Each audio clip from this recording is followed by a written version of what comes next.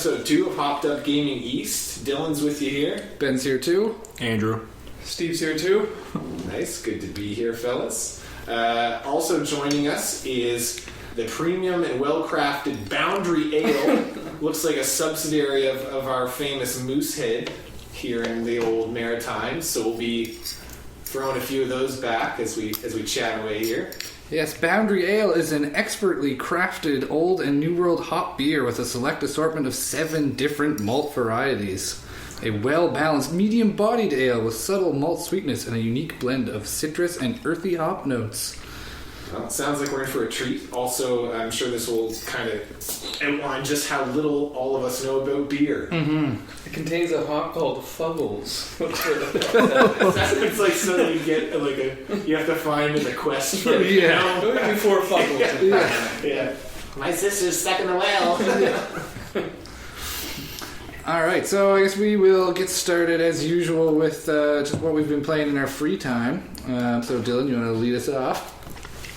Oh, Dylan's choking on the beer. Maybe Steve can lead us off. Yeah, don't know I finally played the XCOM demo today. Woo! It's awesome. I don't know. I finished it. It's fucking awesome. I'm gonna buy the game. Yeah, there you go. That's what a demo's for, Really I guess. fun. It's like taking a car for a test drive. Yeah, it's pretty cool. What do you think? It's hard to even talk about XCOM because it's hard to pinpoint exactly what you like about it. I find. I'm into all the stat shits. I love that. Like the percentages. Into that. What was in the demo? Was it the tutorial? Yeah, so you didn't even really get to the fun part because the tutorial is super hand-holdy. It tells you exactly where to put everyone. Highlighted the places I was supposed to get. Yeah. And at first, when I played the demo, I was like, "Why is this game getting such praise?" Because I'm a fan of very reactive style combat, so. That's why games like World of Warcraft never clicked with me because you just run in and hold the mouse button down and it goes through your combat animations. There's not much blocking and swinging and stuff like that. And XCOM struck me in the same way where you're very much turn-based, kind of selecting your moves, and it's not very doesn't seem as dynamic as it could be. But then when you catch on to what kind of game it is, it's like digital chess essentially. Oh yeah, it's so much fun. It's so much better. That's the feel I got. Yeah, it's very strategic, and with playing it on higher difficulties, which I can't do because it's way too difficult. But you can tell that it's a very well crafted game for sure. Yeah, I picked out Enemy Within, the new expansion / new version, whatever it is, on Tuesday. It took me forever to get working. Apparently the hard drive on my PS3 had a corrupted file system or something. Does that include the full game? If you had not already had the full game? Yes. Sort of. It changes the foundation. So it doesn't have you can choose to do enemy unknown, but it has all of the stuff that was in unknown with some changes. So I think I haven't gotten far enough. I just watched Andrew play the first few missions. I didn't get to play it myself yet. But it changes. If I understood this right when I was reading about it, it changes the different abilities that different troops have. So the skill trees are different now. Than they were in the regular game. I've heard that there's one of the best ways that I've heard it described is that you no longer have skills where you very quickly choose one or the other. Each one of them is a lot harder of a choice. Yeah, it's not. It's more of a toss-up. It's not as defined which one's going to be better or not. Yeah, and they've also introduced an entirely different third sort of tech tree called Meld. Yeah, which the canisters for it, how you collect it, are just dropped randomly on the map, and then they have a self-destruct timer, so it sort of encourages reckless exploration to try and get that instead of the move 10 feet overwatch, overwatch, which you can kind of easily fall into on the higher difficulty modes. That's a very gamey mechanic. Yeah, a time limit. It's it's very arbitrary, but it seems really, and the meld upgrades really pay off. That's how you do the There's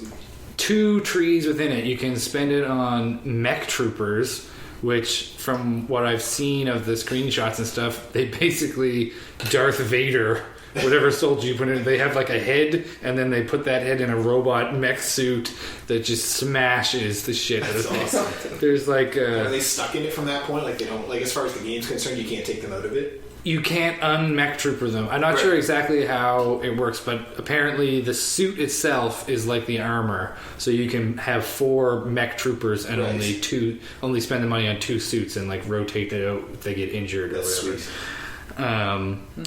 And then the gene upgrades are the other side of it.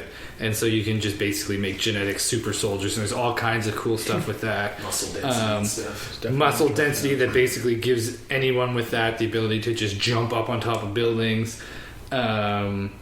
And nice to have. sense enemies. There's like an electromagnetic sensitive skin that can tell where enemies are ahead of time. So cool. That's sweet. Yeah. And a second heart, so that they never get instant killed. They always go to bleeding out, which is super useful. Yeah, for when you come up against something new. Friggin' Sectopod shows up and just like multi-kills your entire team. So yeah, really looking forward to that. I haven't had much time to actually play it. No, that's cool. What did I play though? I played a lot of Hotline Miami this week. I got that as my. How far are you?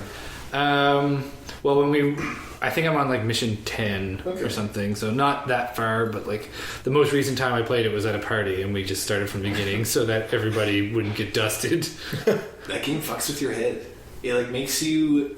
It's very good as far as like a commentary goes on like the reckless video game violence and how desensitized you are to it. Yeah. Like as the character in the game. Yeah, it's like a very kind of meta thing going on. What is the backstory to that game? You're a guy that starts getting these ambiguous phone calls that you either are directed or interpret as directions to go murder everyone at a location. So and you just fucking do it. You're kind of crazy. Yeah. I haven't gotten far enough to like totally figure out if there's some oddball twist where those guys aren't real and it's all just in your head. But like the last thing that I saw story-wise is like, instead of going in and getting a pizza from that red curly-haired dude, he was fucking dead on the floor, and there was a guy with half his face rotted off out front of the store. I was like, okay, what is going on now? Every asset of that game is like just so weird. Like the conferencing with like the masked people in your I'm not buying that they're real. I don't think it's all like. And I beat the game. Not even spoiler-wise. I can't even tell you what happened. I don't actually really know. And I got it on PSN for free because of PSN Plus, and then it's cross-buy, so I have it on my Vita too. That's so good. And you can share the saves. Oh, it's so good. A little tricky. The like locking on is by tapping them on the screen, which is annoying, but I feel like it definitely plays cleanest on PC. Like that's a very quick firing game. Like the mouse is very conducive to this quick move. Yeah, I did like what's fine on PlayStation. It's a good game. It's mechanically a really well done game, so it handles well pretty much anywhere. Yeah. Other than that, that's pretty much it. I didn't really talk about it last week, but Arkham Origins, I played the shit out of that. I loved it. I didn't think if you didn't know it wasn't made by Rocksteady, you wouldn't know it wasn't made by Rocksteady. There's a couple of little and exceptionally little, like small details that I kind of noticed were like, I wish they did this better. Like, I'm talking like when there's a guy in the next room and you're going through the grate. In the old games, he would like very carefully take the grate off, and if there was nobody in the other room, he'd just fucking clear it off the wall. But now he just seems to blast it out every time, even if there's a guy standing right there. He doesn't know yet. He's still learning. Yeah. Somebody's still learning. I think it's WB Montreal. What about you, Rust? Well, I've been getting really heavy into Battlefield still. This week I was mostly a recon class instead of an assault class. So I was, practicing my sniping. But on Ben's recommendation, I actually played Spec Ops The Line. Oh. Yeah, I finished that last night. Oh, you finished it? Oh, it's nice. Have you played that, Steve? No. Okay. So much for the spoiler cast. We'll dive right into this, but you should get on that. That game is unreal. I can see. Back in school or whatever, we all read Heart of Darkness, so I can see where the tones of Heart of Darkness super comes from. heavy. Yeah. Well, the Colonel's name or whatever his name is Conrad. Joseph Conrad. But that game is like you don't even know what you're getting into. I remember the reviews came out. They were like, the story is worth like every penny that you'll pay for the game, and I was like, I'm buying that. I didn't look anything else up. I just like went out and got the game. I was like, this looks terrible. Like on the cover and stuff. So stupid. They couldn't have picked a more generic, garbagey sounding name if they tried. Yeah, it was everything about it. But then when you get into it, like you just like you transform. Yeah. It's so messed up. Like At first, I was just going through the motions, just playing the game, which it wants you to do. Yeah, it's like just I was like, got that guy, iced him, whatever. Just keep moving on, and then as you go through the game, I slowly started to notice the guy. He was getting more aggressive. Yeah. Way more aggressive. And we could do a whole cast on this. Little things would happen, and I was just like, huh? He wouldn't say like stay in formation. He'd be like, get fucking back in line. And stuff like that. It was very it's a crazy character development for sure. Yeah. In the end, I don't know if it was because I was drunk last night, but I definitely didn't see the end coming. No.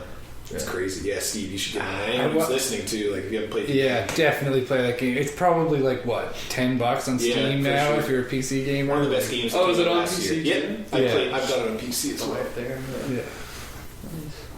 Yeah. So, I would just want to talk about the end, but we can't. No, another time. What? Okay, I'm going to try and do this without going into too much spoiler territory. Oh, God. Which choice did you make? Did you end it early, or did you see it all the way through? I was watching the movie like a cinematic. I didn't realize until it was done that I was like, wait. And I looked it up, and I was like, okay, you can make a choice. Yeah. Oh, yeah. I made that, but like when the whole big reveal comes up, I was just like, and ended it early. Yeah. I've gone back. Went back to play it on high difficulty and did the other one, but there's a lot of cool stuff in that game. Okay, let's move on from that. So we did me, we did Steve, we did Andrew. Dylan, you're up. It's been a combination of things. There's a lot of stuff going. I've got Assassin's Creed sitting on my shelf, which I'm probably not going to dig into for a while. But I started Battlefield's campaign the other night. That's pretty cool. Nice looking game. It plays well. On what, PC? Yeah. I'm not a fan of Origin, I don't think. No, I don't like. It's just out of sheer complexity. I don't like having the game installed, but then having to open their application, then having to go to their website, and then picking what I want to play from there. Like, to me, you have to go to the website. You have to go to Battlelog or whatever. It's very convoluted to get to just play the single player game. It's just a lot of work. I don't have issues with always online or whatever. Yeah. Or like producer servers and stuff. I think that's fine, but like. If there should be a bit more of a workaround, because I assume on PlayStation and stuff, you put the game in and you pick whether you want to play single player or what. Like, to me, that's just a little too many extra steps for what it is. But the game's really cool. Yeah, mechanically, it's cool. I like. It's just fun action, I guess. Just like you said last week, I think it's just like playing through like a blockbuster action movie. Yeah, the story's pretty generic. Nothing too revolutionary in the story. Like what you were saying earlier, there's some moments in the game you're just like, what is going on? Seriously, it's just exploding all around you. I just crouch and peek over the edge repetitively, see if I can find out where anyone is. Yeah, I watched a scene. I was checking out some PS4 coverage online today, and they showed a scene of Battlefield. It was like a helicopter was trying to pick you up on top of a roof, and then it fucking crashes on top of you, and you're falling through a building. It looked pretty cool. And on PC, you can run with a decent computer. You can run it pretty high. Yeah, it's fairly good fidelity with comparing the particle effects and actual stuff exploding next to you. It all kind of runs together pretty well. Are you on Ultra? Yeah, that's good. Me as well. Yeah. Still good frame rate and all that. But on top of that, I've been playing through Batman as well. I'm really digging it. I just had my first big encounter with Bane without going too spoilery. That's kind of where I am. In the Batcave scene, and that's pretty much where I left off. But yeah, like you said, it lives up to the Rockstar name fairly well. Little nitpicky things. Some areas where it's just kind of lazy, like how your glue grenade is literally just the same thing. They don't have Mr. Freeze in the game, so they have to come up with an alternative. It literally does all the same stuff. Covers up steam vents and stuff like that, but the steam vents I was fine with. They lost me. The raft. Yeah, the raft doesn't make any sense. Just call it a freeze, whatever. Yeah, just make it an ice grenade, whatever. It's all the same. Could have stole Mr. Freeze's bomb plans from the GCPD or something. Yeah. Glue grenade. Where the game, the writing is awesome. I think the story is better. I like the story the most of all. I was going to say, it's definitely better than Asylum. I think I like it better than Arkham City as well. And on top of that, I think the boss battles are great. Yes. Especially if you turn off the cues. It's very much like a kind of mystery trying to figure out how you're supposed to beat them. I played through on hard. Yeah, so you don't have all the cues. Yeah. The mission, I'm not sure if it's where you were at or not, but where you first fight, you fight Bane in a hotel. Yeah. And it took me a while to figure out what to do. I was like, okay, I'm getting my spine broken over and over and over again. I guess the last thing I did was fight Firefly, which was a pretty fun, like a lot of dynamic stuff going on, moving around the battlefield. Yeah, it was cool. Yeah, but I love the other 2 games. I don't really care that this is more of the same. To me, that's not a demerit. No, not at all. It's still a good game. And then, I'm still jamming Pokemon in my free time. What I've been doing is training up, like, cool guys that I'm not going to use on my team, and then I just wonder trade them. And, like, hope that I make someone's day. I acquired something called a Pokerus, which is like a 1 in like 300,000 chance to get this thing from fighting a wild Pokemon. What it does is it advances your EVs or your effort values faster, which like make your individual stats go up quicker when you level up. Shit. And it's like a transmittable. It's like Poke-Aids. I heard about this like generations ago. A new thing? But now it's very blatant. Like your Pokemon is labeled as having it. The lady at the Poke Center told me it's like this microbial thing that makes your dudes better. So what I've been doing is fighting with those guys in my party, which transmits it to the other people, and then you trade those off, and then people get that as well. So it's kind of cool. That's cool. Literally like a viral bonus that people are getting. Pretty cool. Yeah, Pokemon's awesome. I'm going to be going into that for a while, but yeah, that's about it. All right, so I guess the next thing on the list is our book club game. So at the end of our last episode, we all agreed to give Guacamelee a shot. So I had no idea what I was getting into with that one. You know what's fucked is that the game is fucked. There's so much cool stuff like artwork, music-wise and stuff, which we'll get into in a sec, but it's a straight-up Metroidvania game, but like luchador stuff. Oh yeah. It's literally the same like layout as a Castlevania or Metroid game where you adventure around, you acquire powers that like let you go back and access stuff that you weren't able to before. You advance your like attacks and stuff like based on things that you earn through gameplay. And there's like one little quirk, like instead of like being able to curl up into a ball or like whip things, you can fucking throw stuff. Yeah. Like there's like a very cool little mechanic that kind of gets you through the game. But like, what do you guys think overall? Like, I haven't finished it yet. No, I met up with Flame Face in the war doing this little war temple or whatever. Yeah. Takes it to shot of tequila. His face explodes. Yeah. But yeah, I had no idea what I was getting to, and it was hilarious. Yeah. Especially the like second town you get to, like St. Lucida or whatever Internet it is. City. And the what? All the internet references. All So many memes everywhere.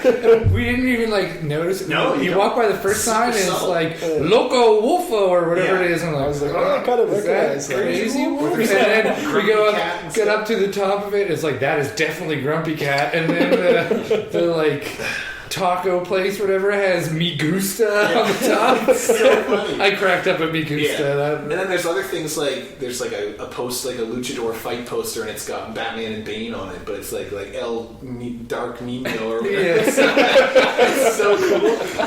It's so I missed that one. Yeah, no, it's everywhere, man. And like there's little things like you fight what's his name's girlfriend, Calica's girlfriend, and you eventually get the power to change from like you can change realities at will to World of the Dead. And right when you do that, you go up into this house that's blocked off. It's got a poster of what looks like the headshot of a guy from like a Spanish band or like a Mexican band with a sombrero and stuff. And you're in the land of the dead or the living, and then you flick it to the land of the dead, and a door appears, but that poster turns into who's very obviously Calica. Yeah. So you like know what he looked like when he was a person. Like quick little things like that. Cool. And it like right when you're by the door, so you might even miss it if you're trying to go through the game too quick. So I always love when developers put stuff in like that where they don't like push it on you. It's just there. They have a lot of cool stuff they do with the different realities. And I also was not expecting you get turned into a chicken. That's so funny. And that's a power that you have. For the first little while, Keith and I were playing co-op, and just the two of us just running around, just trying to use the peck attack. Yeah. What it tells you, because I assumed that you can't attack. For some reason, I didn't even press the button, and then it was like press X to peck. And I was like, are you joking? That is awesome. And they got the dumb little like look on their face. Oh my god, it's so just funny. going back and forth. Fucking cool. Super creative. Like all the stuff is really well done. I like that color labeling. So like all the monsters Yeah. are like red and green. And like the different blocks that you can break, and you're like, ooh, that one's blue. I don't have like the blue power. Yeah. I don't know how to break that. Yeah, that was as far as I got. I just got the blue power. Which one is that? I Yeah, don't what's might the have. blue? It's like a dash punch. Yeah, I don't have that yet. That was the far as I got. Some of the platforming is like legitimately difficult. When you have to switch back and forth. Yeah, there was one I was trying to get some treasure chest, and it took me probably a solid 20 minutes to do. It was you had to like wall jump up this tree, but like the platform, like the walls, one was in one reality and one was in the other. So it was like X R2 triangle, X R2 triangle, X R2 triangle, X R2 triangle, and like back and forth and back and forth, and then you have to like do that. You have to grab on and like hold so you're ready. Jump, wait until you go past the first wall, dimension swap, uppercut to the next wall, jump off that wall, dimension swap again, land on the...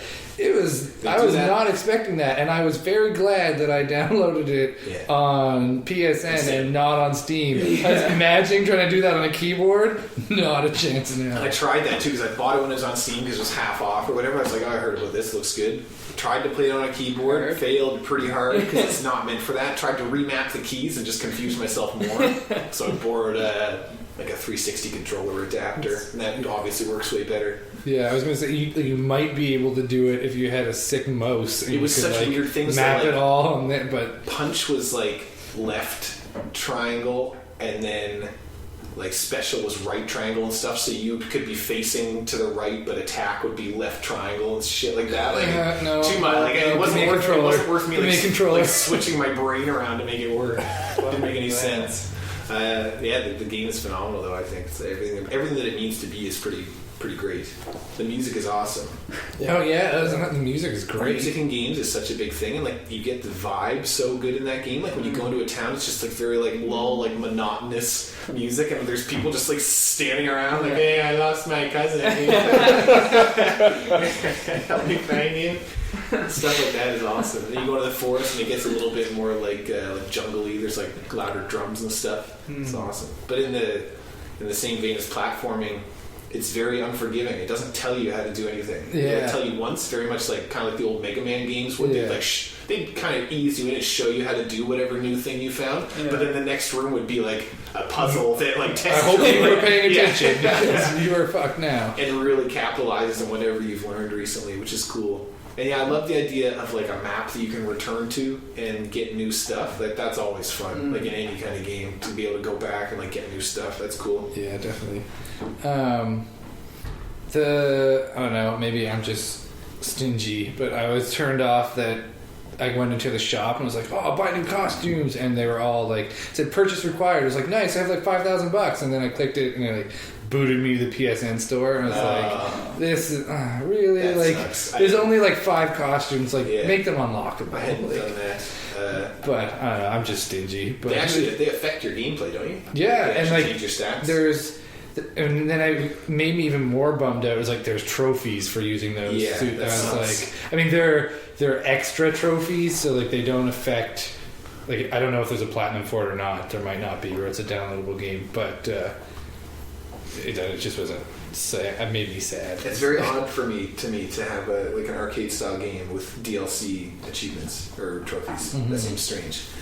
Just in you mentioning those costumes, it reminds me of a game that came out last summer called Mark of the Ninja. Did you play that at all? No, you've been talking about it before. That would be another one for a book club some week because I played that. I played it all the way through. Yeah, it's a wicked sick game. Yeah. You would like that. It actually, it's very similar, like a very heavily cultural game, like a lot of cool motifs and kind of themes going on, but also plays like it is the best 2D stealth game, which seems like a pretty narrow genre, but it's the best one I've ever played. Oh, yeah. It's one of the best stealth games I've ever played. We should book club that. Yeah, it is so smooth and so like everything about it handles so well. The story even ended up being pretty cool. Like the different like techniques you get. Yeah, stuff, like it's bombs and awesome. Stuff. So cool. Yeah. That could be one to discuss some week for sure. But yeah, Guacamelee definitely wanted to check out. Even at full price, what was it, $14 or $15 or something? It was on sale on PSN too, but I think I paid $8 for it. But I got the Vita and the exactly. PS3 it's a version. great deal. So. You get a sweet platformer, handles nicely, beautiful visuals and music for like less than $20. If there are any Europe listeners out there, your PSN is getting it for free next month. So there you go. Definitely get it. Sorry as well to our European listeners if we offended any Spanish culture with this discussion. Well, I think it's more Mexican, but still. Because when I first started playing it, that was like a legitimate concern. Where it was so. The music was so like cliched Mexican luchador, like bordering on. I was like, whoa. You can tell later on, like it was made with a lot of. It was love. definitely loving, but which is good. It definitely showed. Are we digging into this now? Yeah, I'm most of the way through mine. You can have a little chat. Steve is not a fan. I don't know. I don't know if I'll partake in Boundaries adventure. I'm liking it. Yeah, I like it too. It's not really. Fuggles. I don't want to get drunk on this really, but most bitter beers should. It would be a good food beer. Yeah. Did we read these stats on the back already? Oh, I don't think we read those beforehand. I don't think those. We want to go through those. Those are definitely some to. Is that what hops and stuff? Yeah. Yeah. So it's got 4 different hops. Cascade, Chinook, East Kent Goldings, and Fuggles. Is it neat, or are hops labeled not dissimilarly to weed? It seems like a fairly similar kind of taxonomy. Yeah. And so 4 hops and 7 malts. If that's a big deal, we're whistling about it. We don't really know. Pale 2, the number 2 row, caramel, Karistan, Crystal, Dark Crystal. That's what I taste. Munich, and Black. And then the bitterness rating is 39 IBU, which we're guessing is International Bitterness Units, but correct us if we're wrong. This is interesting. This is something I want to look up now. Yeah. Because like even if it's not like classified as a bitter beer, would it still have an IBU? Yeah, I don't know. Maybe there's like a threshold. Yeah, you need to pass 10. It would have to. Like I don't know how it could be beer without just a little bit of bitterness. Well, I mean, there's probably every beer gets a rank, and then there's a certain line. I don't know if I've ever seen these like. Well, yeah, this is labels. This is like we said, it's a Moosehead brand, so it's like they're fancy. Like, let's bring in the hipsters. So it's got all the stats and stuff on it. So yeah, it even has like signatures of Andrew and Patrick Olin. Like cool. Hipsters? I don't know. I think the hipsters like they're rolling. Yeah, straight from New Brunswick. Good luck finding this anywhere else. Yeah, I don't know. I just went into the liquor store and I was buying groceries this afternoon, and this was the one that had a sampler, dude, and it wasn't like the typical like hot girl pouring shots. It was a like 50-something skinny old man in a plaid shirt. Do you know his stuff? I guess so. I don't know. He gave me beer and I drank it, so I bought some. So do we want to give it an arbitrary score across what's our the board? scale? I don't know. What, 3 gag reflexes out of 5? It's not the worst I've ever had. There we go. True. I mean, I agree. I like Guinness, and Guinness is pretty good, like pretty bitter. Depends what you But this isn't like that bitter. No. I don't find it that bitter. No. Yeah. I don't know what This has is. got nothing on a Propeller IPA. No. Oh, Another local beer for our listeners. Well, that's the whole point. Get this stuff out in the open. gotta have an iron stomach to drink IPA from Propeller. It's serious stuff. Tastes like rusty water. They bought me Propeller IPA at the like charity trivia I did the other day. Oh, really? And I'm a pretty like staunch maritimer. Like let's finish the drinks on the table, and I did not finish that pitcher. That's gross. But same thing when I was in Yarmouth this summer. We went to a restaurant called Rutter's, and they had some kind of house beer that I was sure was going to be good because it was like a locally brewed thing, but it was a similar scenario where I ordered a pitcher and couldn't finish it. Yeah. If you ever had too much of something that I couldn't. You ever had horsepower at the Seahorse? Yeah, that's disgusting. Oh, that is like gross. We sound like we're making this shit up, but this is real stuff in Halifax. Oh, yeah. The Seahorse is a bar. If you're ever in Halifax, definitely go to the Seahorse and definitely go on Thursday. See the Mellow Tones; they're awesome. Do not drink the horsepower. Do not just pay the extra $1 and get keys. Do not drink the horsepower. Cheap as That's Okay, give me the rundown on the price. horsepower. Apparently, Now, the only one who doesn't drink horsepower means horsepower. horse piss. It's It gross. is bad. What I heard was that it was like a mixture of a bunch of like propeller beers. They make it But there. I'm not I sure. thought it was like their host. It's their own beer. thing. I heard a bunch of stuff. Yeah. I think it's stiff too. It's not 5%. No? I wouldn't think so. No. What's this? 5.3. Yeah, 5.3. Sassy. We're gonna be stumbling out of here at the end. I wish we could get some. My dad just got back from a trip to the States, and the last time I was home, I had some of the beer he brought back. It was called Hurricane Category 5 High Gravity. And it is 8.4%. That's a That's loaded name. intense, man. But I it's would go. delicious. Yeah. Like, I've had Fax, and it's like, whoa, gross. But this stuff was really Fax good. has like particulate at the bottom. I know. There's like things. Stuff going on in there. They like don't filter it. Yeah. Nasty. Awesome.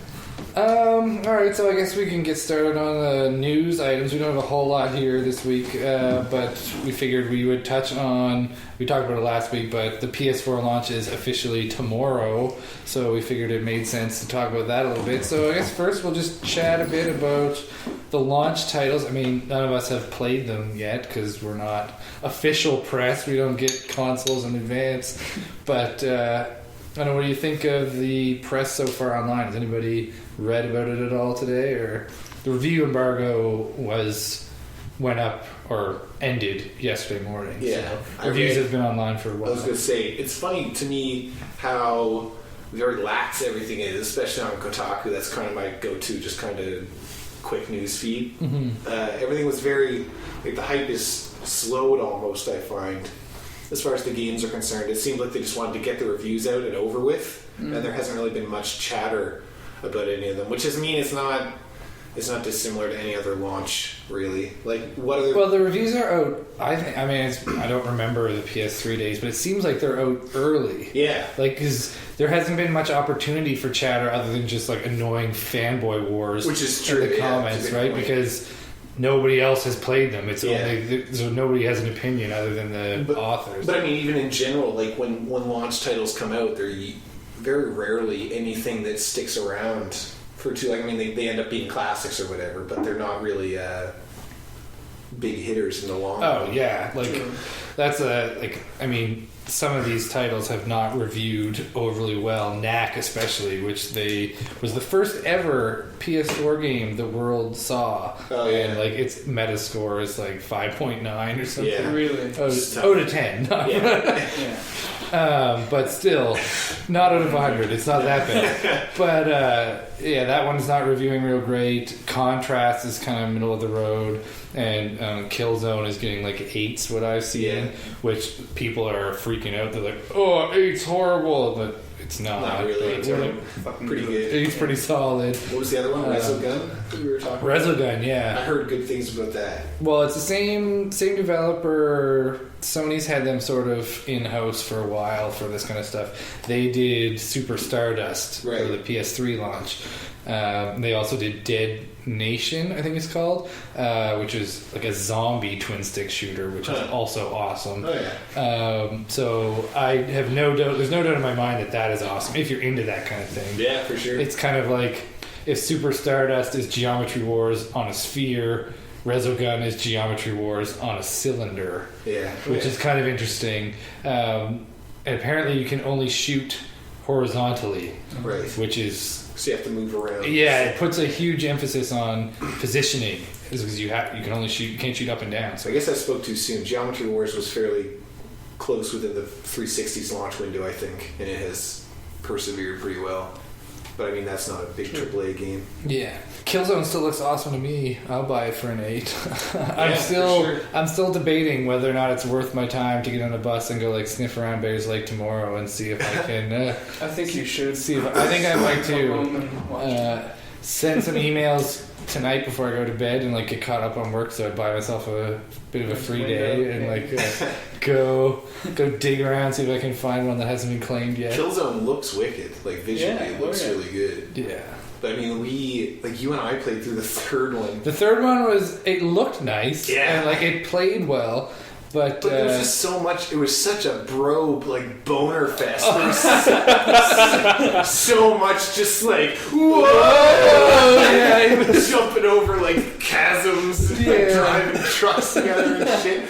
There's so much of that it got like tiresome. Just 2 words. Jetpack. Pretty much, yeah. The jetpack was cool. That is cool. It was surprisingly nimble and kicked a lot of ass, which was fun. But like the mech suit earlier in the game, it sucked. You try to use it and you're like so slow and you can't shoot the guys the right way. I died. That took us forever. Yeah, to get through that part. That junkyard or whatever. It should be super empowering to get in a mech suit with rocket launchers and miniguns, and it was a chore. It's like. I also didn't know what the hell was going on, like what we were doing, but that's pretty fairly typical of most Well, shooters. you hadn't played either before, so. But one of the things I heard in the reviews that I read, which they cited as a positive, and it kind of made me concerned or sad, is that they got rid of the heaviness that Killzone is sort of known for. So, like, if anybody played Killzone, it's very deliberate and you sort of feel the weight of the guns. It's not like Call of Duty where it's very twitch happy, everybody's on amphetamines, moving super fast all the time. And apparently they sped this one up quite a lot, and that kind of took away some of the uniqueness of it to me, but we'll see how it pans out. There's a lot of like inertia in the running animations. Yeah, that's what I mean. Yeah, that's cool. Knack, I'm never really interested in. What is it? What's Knack? It's like a destructive platformer. It's like a Crash Bandicoot, basically, or like an old school Spyro. Not like, the what Skyrim. is do you grow like with junk or something? Like what you defeating things and like opening chests gives you artifacts or relics. I'm not sure exactly what they're called, and the more of them you have, the bigger he gets. Right. And it was supposed to be part of a trade-off. You can get bigger and you get more powerful, but you're slower, or you can't go into little secret passages or whatever. But what I've been hearing or reading, I guess, is that they kind of put the reins on you too tight. It's like anytime you start to get bigger than they want you to get, it costs like all of your artifacts to open the next door. So now it like forces you back to small, so they kind of keep you the size they want you to be. You don't have as much flexibility as... Because that wouldn't make sense as far as progression goes. Like there'd be scripted things that you would need to bypass, and if you were the wrong size, it wouldn't work. So apparently not as much freedom there as people were hoping for, but I don't really know. It just never really... I'm not against that type of game. I love me some Crash Bandicoot, but I was just never really ever since I first saw it, I was just sort of not interested. And I'm not that surprised that it didn't review that great. The other one I wrote down here is Contrast. It's the other one that's free for PlayStation Plus members, which if you want to play online on PS4 you're going to have anyway, so it's pretty much free for everyone, is Contrast. And it's a really cool, or it looks cool anyway. Whether or not it's actually good, I don't know, but it's like a third-person platformer game with its like gimmick is that you play as the imaginary friend of this girl set in like 1920s France, and you're the imaginary friend, so the only person that you see is the real girl. Everybody else, they don't see you and you don't see them, but you see their shadows.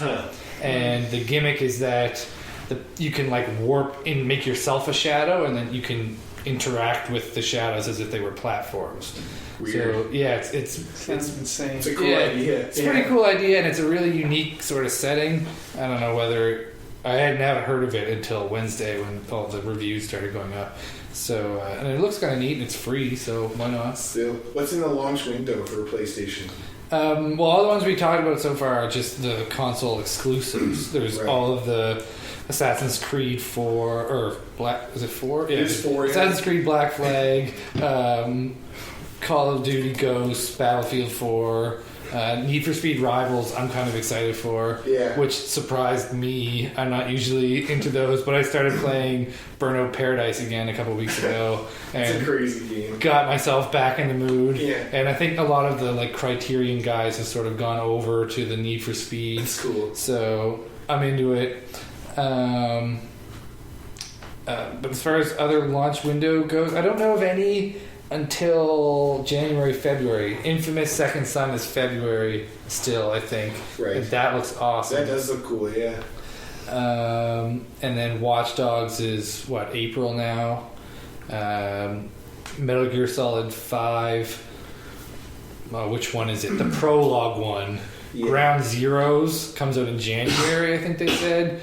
That is a whole weird thing. I have no idea what's going on with any of those games. No. Ground Zeroes is like the prologue to the Phantom Pain, and it's apparently one mission. That same mission, like the first video that came out, where it's him infiltrating that camp in the rain. It's that mission, and it costs $30. Nice. I'm like, okay. I don't understand that at all. So maybe there's more to that. Apparently there's Metal Gear Solid 5 related announcements at this launch event tonight, so maybe we'll find out some more later. But that just seems like a weird cash grab to me. One mission for $30. You were hesitant to buy Enemy Within for $30, love the game. and you love XCOM. So I don't know. That was weird.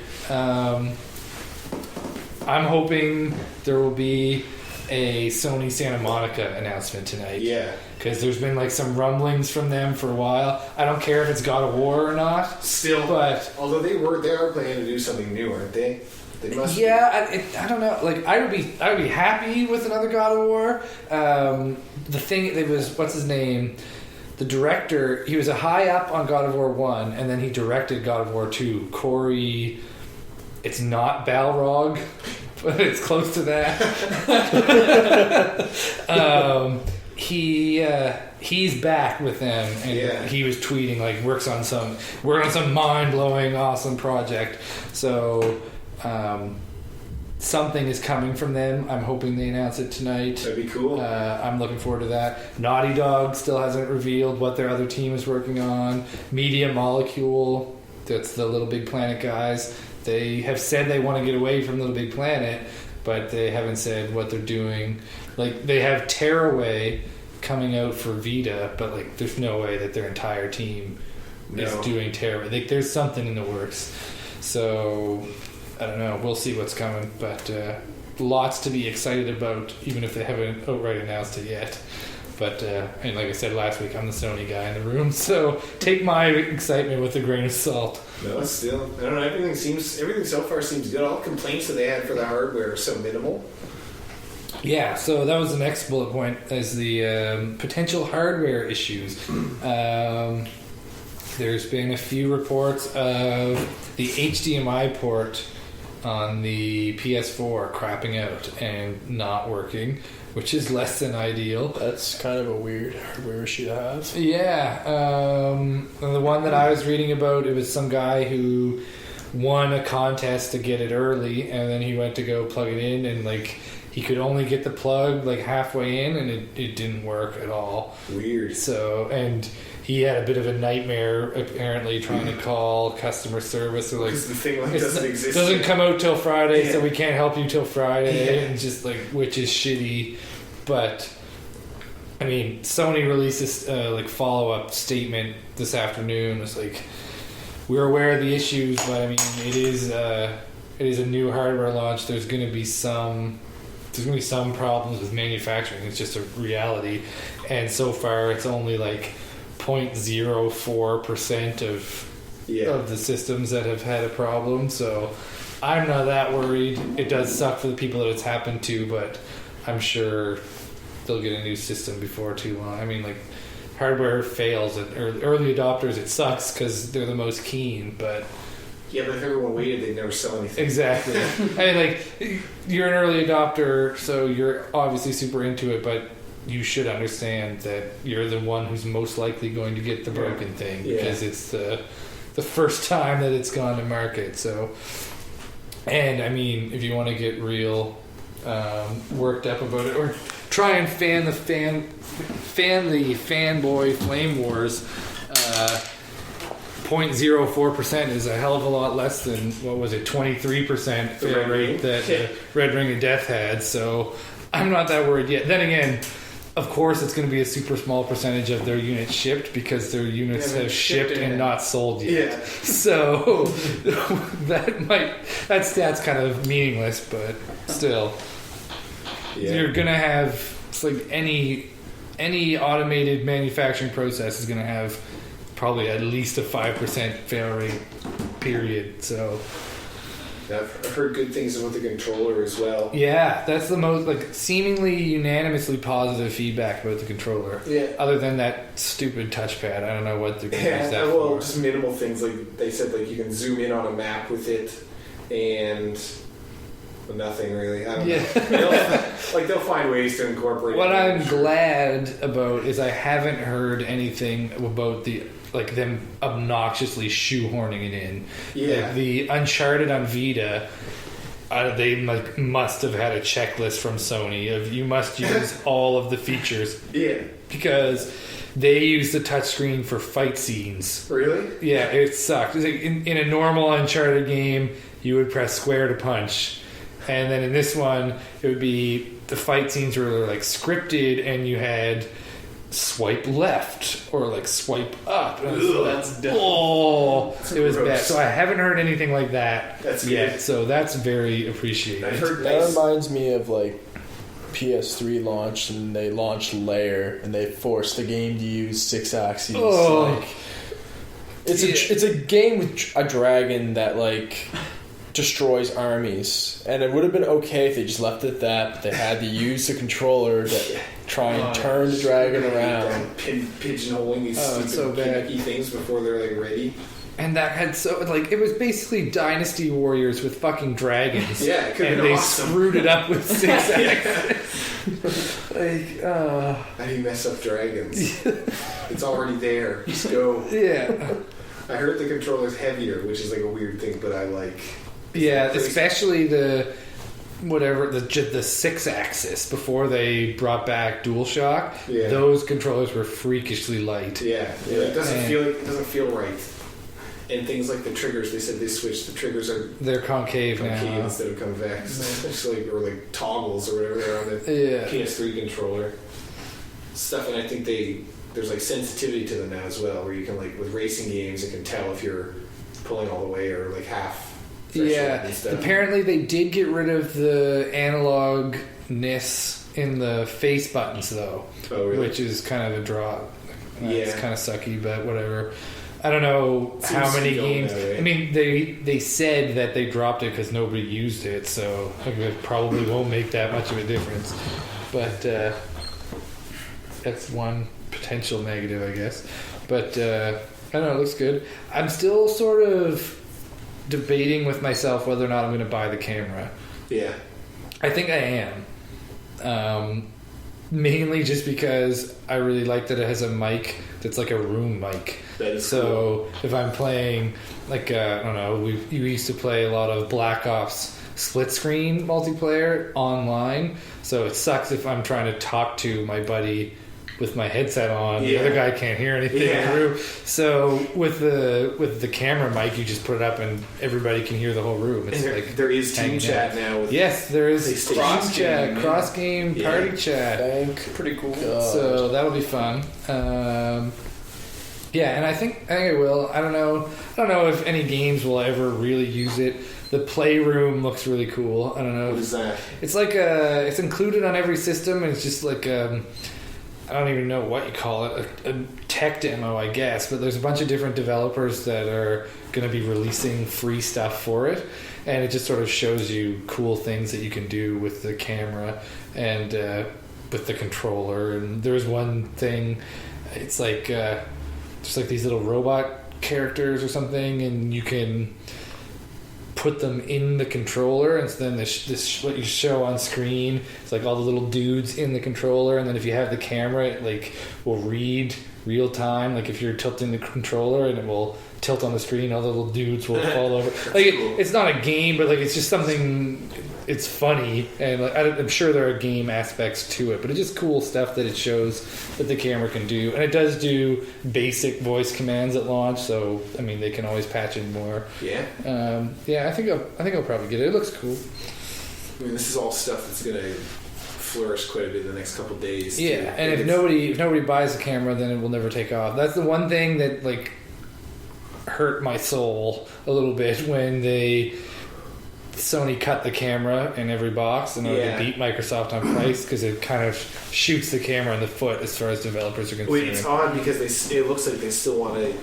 They still definitely want to push quite it a bit. because like the light bar is still mandatory and is still in all the controllers. Yeah, that's weird. But they're not including the camera. But I'm hoping. I don't know the technical stats of how well the camera compares to the Kinect, and I'm sure it's not as good. But if the Kinect is meant, like the Kinect is in every Xbox One, so I would assume. I mean, it doesn't. The PlayStation Eye doesn't have quite the resolution that can do all the motion control with your hands and shit the Kinect can do. But if they're already programming stuff for the Kinect, it wouldn't. I assume it wouldn't be that hard to include it for the camera for PlayStation Eye anyway. So there, at least with the multi-platform games, you might still see some support for it. So I mean, that's what I'm hoping for. Yeah, hard to say. But it's all stuff that we need to wait like at least a week to see how like the consumer feels about everything.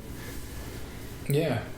So the last thing we had on our list we want to talk about, sort of a TV related thing, was the awesome Netflix Marvel deal that got announced there last week.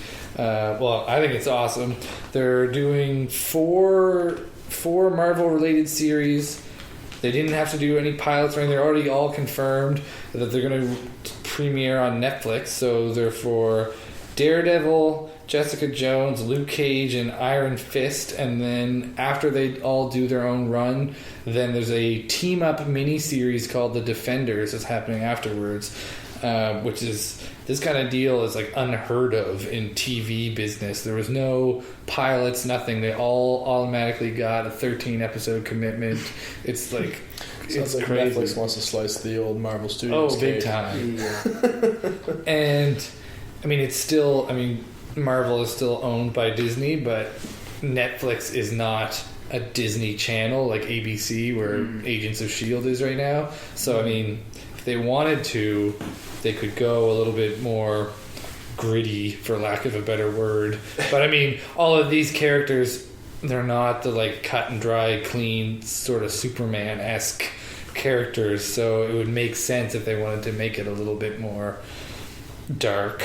And Netflix, by all means, is open to that sort of programming. It's pretty early to probably say, but is there any word on the casting yet? I don't think so. Not that I had seen. Yeah. Okay.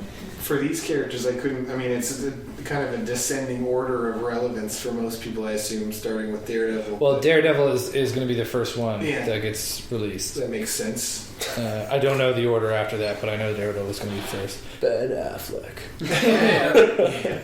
Please God, no. I love that. He'll be too busy being Batman.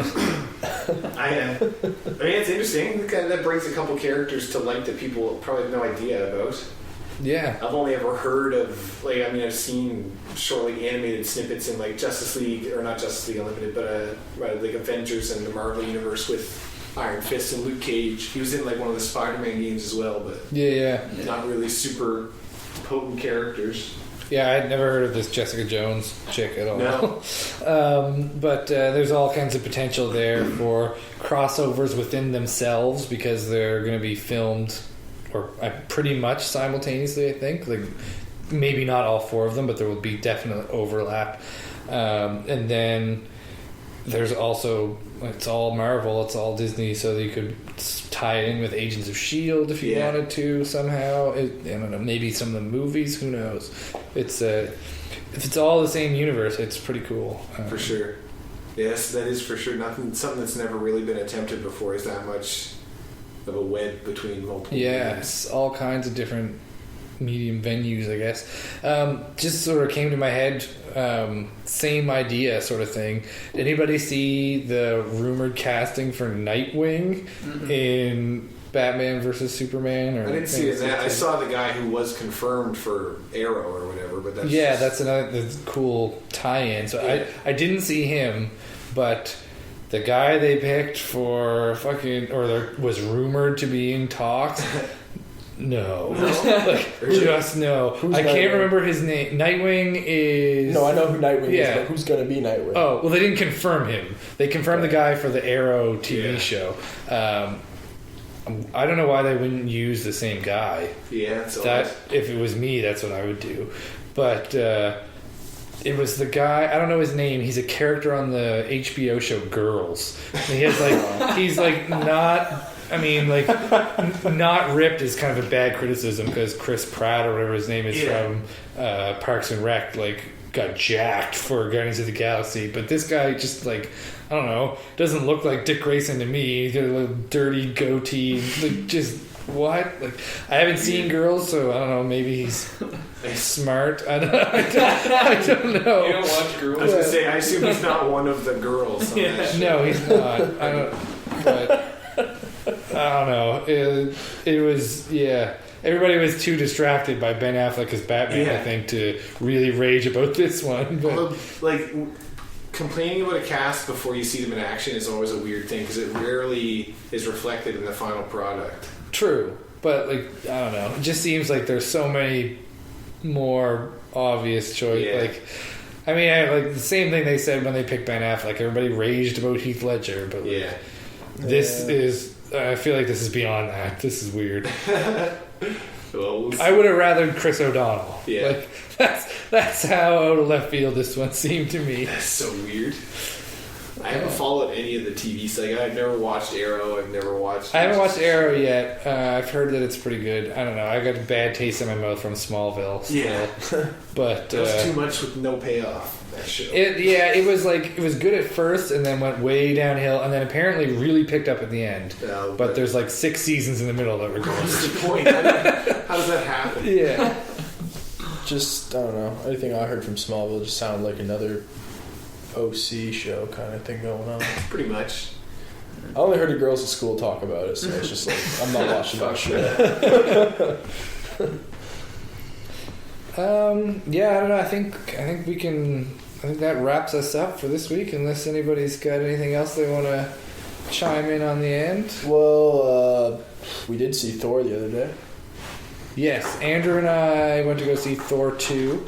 And Dylan, you went to go see Ender's Game. Yeah, I'll chat with that. But neither of us have seen the other movie, so I think we're gonna wait until next week to chat about that to avoid spoiling it for each other. But without going into spoiler territory too much, I'm pretty sure this Thor 2 is my favorite standalone Marvel character movie. Either that or the first Iron Man. I'm not definitely better than the first Thor. But it beats the first Thor way out of the water. Not tough, but still. Yeah, but I mean, definitely good to hear. Way better. And because I was concerned that Natalie Portman was going to dial it in because of all the drama that went backstage with the director bullshit. But no, she was good. I mean, I guess she's more professional than that, but yeah, it was good. Oh, jerk them off? She after Kenneth Branagh stepped down after the first Thor, she really pushed to get her friend. I can't remember her name now, but she's a female director. It'd be the first time that a female director did one of these tentpole blockbuster comic book movies, and then basically Marvel fired her. And Natalie Portman was not pleased, and she supposedly only really agreed to sign up for Thor 2 because this woman was going to be involved as the director. Like, she's got twins at home now. She wanted to go look after, and then they fired this director, or like there were creative differences, and they left on amicable terms. Whatever.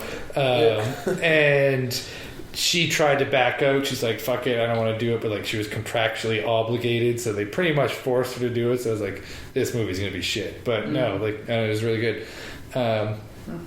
It was funny. It was like, you can see the Joss Whedon in there for sure. It was, that's what I liked. He came in to touch things up. He did damage control at one point because they didn't know what the hell to do. Yeah. And like, Loki's a boss. I'm just going to leave it at that. Yeah. He's awesome. Cool. He's a likable villain for sure. Non-spoilery Ender's Game you want to toss in there? What did you think? Just overall impression? That was good overall. I mean, I'll talk about it a bit more next week. But if you read the book, it was overall pretty faithful. They changed a few things that made sense. Like, the kids are quite a bit older, but that's because you can't feasibly do a sci-fi movie with 7 and 8 year old kids. Yeah, overall it was good. Visually good. Thematically it was cool. Yeah, I liked it. We can do that next week, though. Yeah, we'll talk about that next week. Run those in tandem after we've both seen the other one. And then they'll both have been out for a longer time, so less spoilery for the general public. So check in with us next week. We'll talk about Thor and Ender's Game and whatever else we've been playing. Our book club for game. book club next week, we're going to be. I think we're going to do Anti-Chamber. We're going to dip into something called Anti-Chamber. It's been on Steam since this past summer, I believe. One of the big indie game sales last summer kind of promoted it quite a bit. It looks like a fairly techno-infused it looks like an acid trip on wheels. What's the basis for the game? It's kind of like, it looks very similar to Portal in that you're what looks like a test subject maybe in a very twisted kind of mind-bending set of simulations that test your problem-solving abilities, but it looks like beyond. Like the amount of stuff that's in each frame of that game looks crazy. Sounds awesome. So we're all Portal meets MC Escher. We're all going to have our minds melted for you next week, hopefully, if we get the couple hours in with that game. Alright, so that would be Hopped Up Gaming East Episode 2 officially signing off. We'll check in with you next week. Yeah, boy. See you later. Yeah.